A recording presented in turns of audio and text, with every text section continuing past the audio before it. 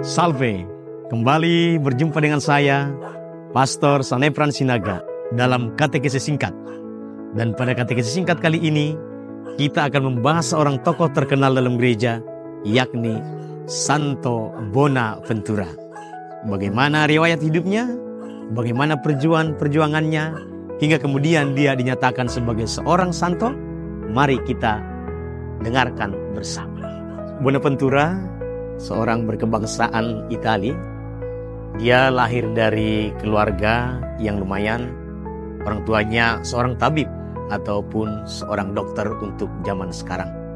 Namun demikian, pada masa kecilnya, Bonaventura pernah sakit dan bahkan sakit parah.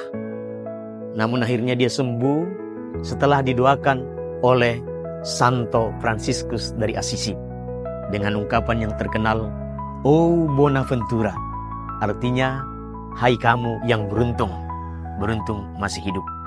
Karena itu sesudah besar, Bonaventura akhirnya mengikuti jejak Fransiskus.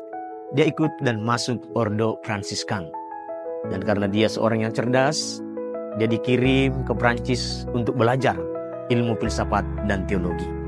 Dan tak lama kemudian, akhirnya dia terpilih sebagai pimpinan umum untuk Fransiskan.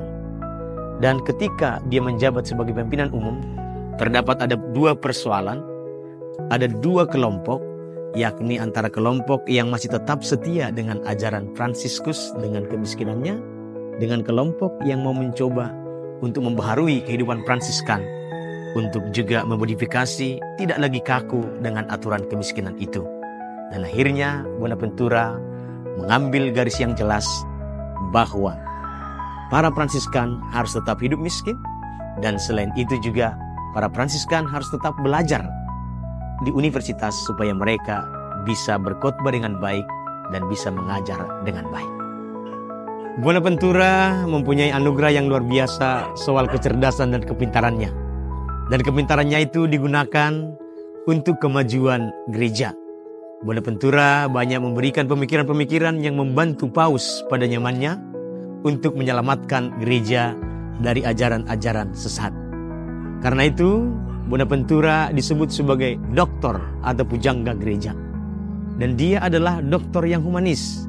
Bahkan sering dikatakan sebagai doktor berhati malaikat.